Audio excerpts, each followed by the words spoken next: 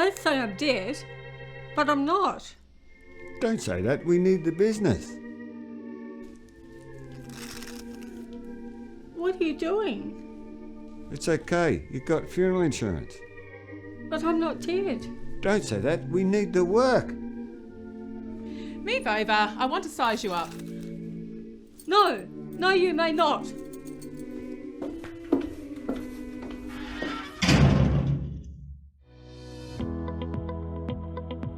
At Quick and Speedy Funerals, we arrive before you depart. We pay your funeral expenses before you die. What other insurer could do that? This is a once-in-a-lifetime offer.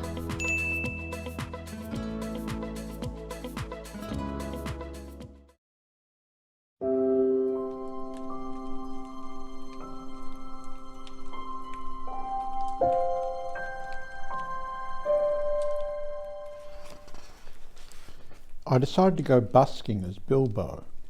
I'd bought a new pair of clownish pants from Carnaby Street and I wanted to try them out. They were brown with yellow stars and looked perfect for Bilbo to wear. The only problem was the zipper was broken, but I got around this by putting on the pants and sewing up the fly with a needle and thread. It was a precarious setup, but I reasoned that nothing could go wrong to make the thread unravel. I packed my Bilbo suitcase and with my props made my way to Hampstead Heath. Before I arrived at the Heath, a police van drove by. The cops glared at me suspiciously. Once at the Heath, I played a few tricks on the kids and their parents. I wandered down a paved pathway and lo and behold, the same police van drove past me and stopped a few yards away from me. One of the cops poked his head out the window and growled, "Come here, you." It seemed like a petty power play to me that they didn't stop next to me and I had to go to them. So dressed in my Bilbo costume, I approached the cops. A burly sergeant and a constable sat in the front with two constables in the back. I decided that I wouldn't speak to the cops. Bilbo was mute and it was a matter of honour to me to remain silent. "Who are you?" the sergeant demanded. I mimed, "I am me," by pointing at myself and smiling brightly. Just a moment.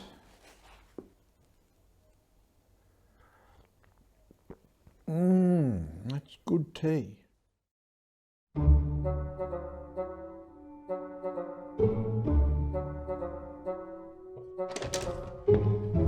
What are you doing? We're trying to get on the same page.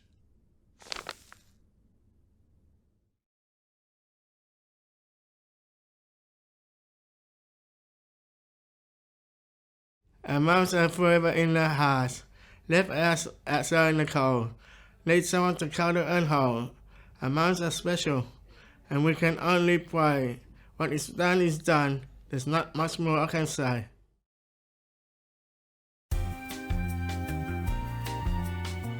It was a spontaneous comment that I'd been thinking about for a week. I have a leading part in the movies. I'm the head usher. I was speaking to 100 people the other day, and when I said, "and in conclusion," everybody woke up. My flight started in Sydney. I had lunch in Tehran, dinner in London, and my baggage ended up in Buenos Aires.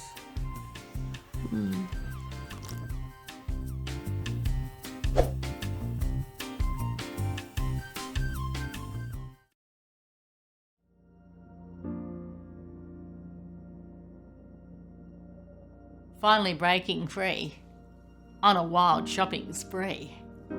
Falling in love with a skirt. Just have to have it. Returning to the hospital, wearing it with pride. A new woman, taking it off.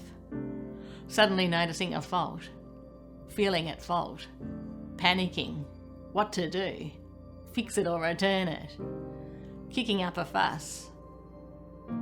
Going back to the shop, finally marching back to the shop. Aiming shots at the shopkeeper over crappy goods. Shopkeeper okay? Exchange okay? Me okay? Having too much fuss and hassle? Feeling everything is against me? Nurses holding onto purse to avoid similar fashion disasters. Leaving me with no other option than to shut up shop in my mind. Brain finally closing right down.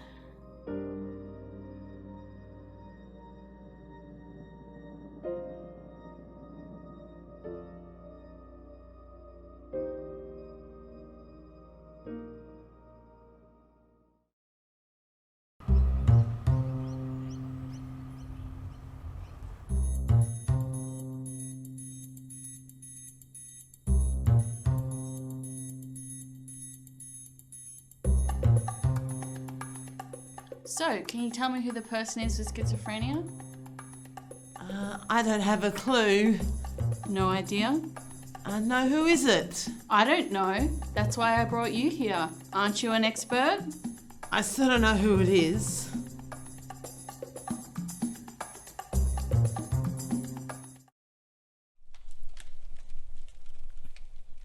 What's in the suitcase? I handed the case to the sergeant and he rifled through its contents. He unscrewed the lid on the bubble-blowing liquid and sniffed it. He squeezed the juggling balls to see if they harboured any contraband. Then he picked up the cat food tin, which let out a plaintive "bah, bah." It startled the sergeant so much he threw it into the air and it dropped in his lap. The constables laughed uproariously. The sergeant glared at them and they stopped laughing.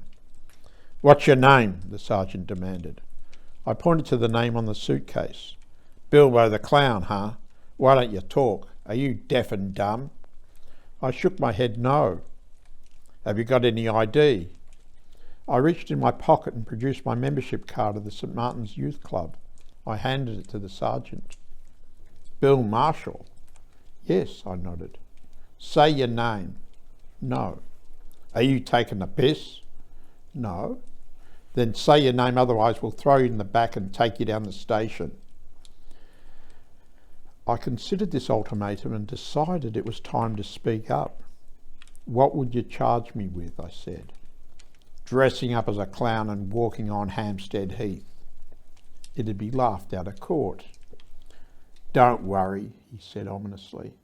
"We'd find something that'd stick." Just one moment.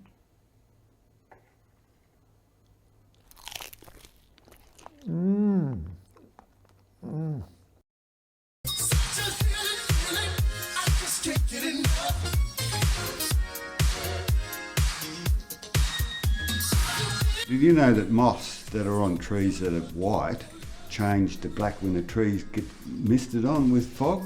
Misted on, okay. With pollution fog, with pollution fog they change colours. Yeah, that's very interesting. I didn't know that. Well, the rust is only there because we've got oxygen. This might seem scientific, but you know, that's where it's at.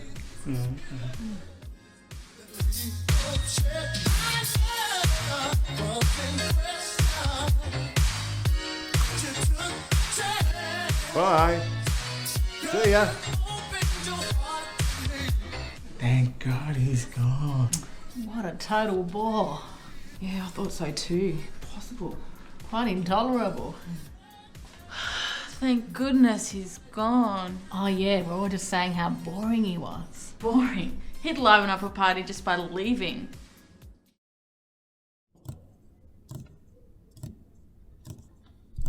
Oh, sorry, I'm late. I couldn't find a car park. Am I late? Yes, by about 10 minutes. I'm so sorry.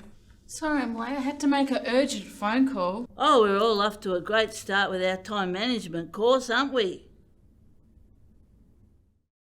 Now, on with the story.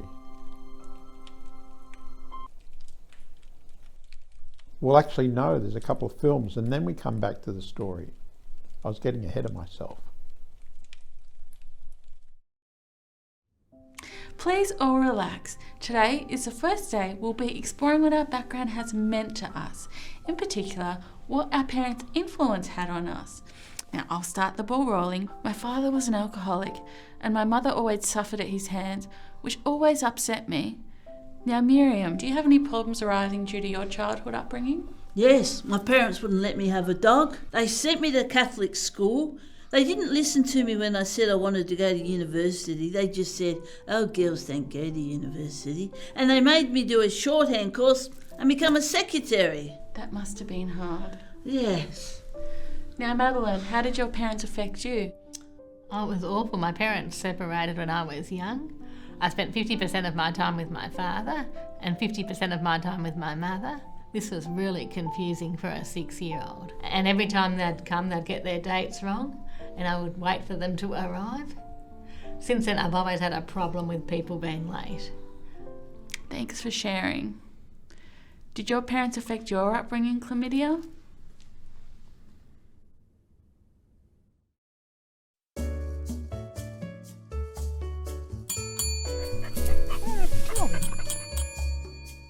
Excuse me? Yes, ma'am. What is your complaint? I don't like the colour of the building. That's not a complaint, it's an opinion. Move aside.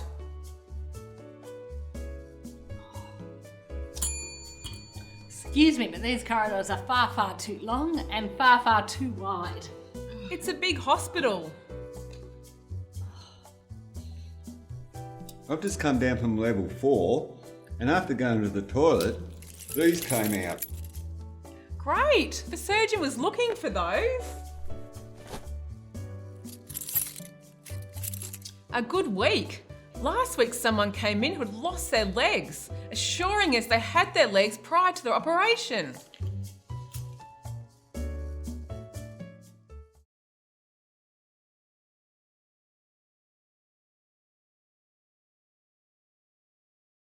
Eric thought he was going insane. So he told his best friend Wayne, who told Sally, his girl, that Eric was in a whirl. Fool that she was, she told Jessica, because who else could you trust?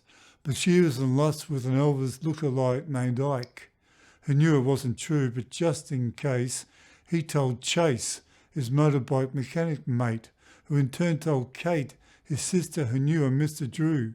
But Sue the snitch told Mitch the school dunce. Now, once upon a time, long before rhyme was ever used, people got confused over rhythm and meter until a guy named Peter came along and turned it all to song and restored the poem back to its rightful glory. Now, back to the story.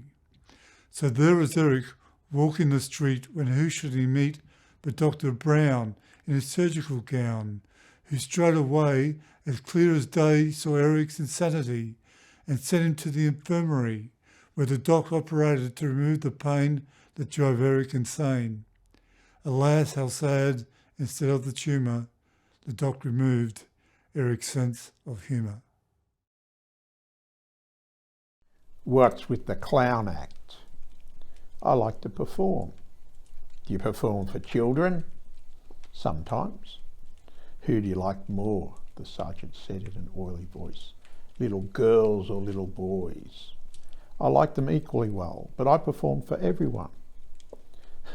You're supposed to make people laugh. Well, I made the guys in the back seat laugh. By this time, the fly of my starry clown trousers, which I'd sewn together so haphazardly, had begun to stretch. I feared that the thread was going to snap and my pants would fall down around my ankles. Not a good look under the circumstances. They'd charged me with indecent exposure. I've no doubt about that. We know your type, the sergeant sneered. You're an eccentric. The Heath can be a dangerous place for eccentrics like you. So piss off back home and don't let us see you here again. Humiliated, I slunk back to the squat. The end.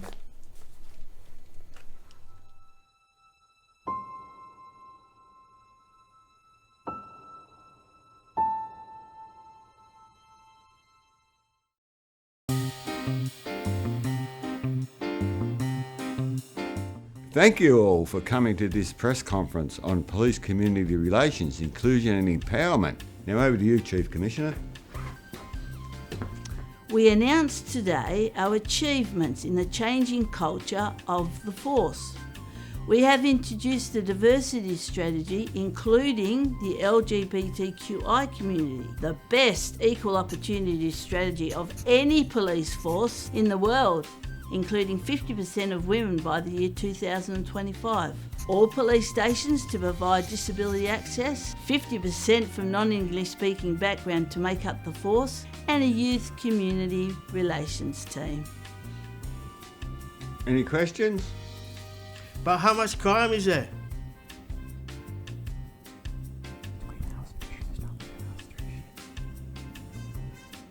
The crime rate has gone through the roof.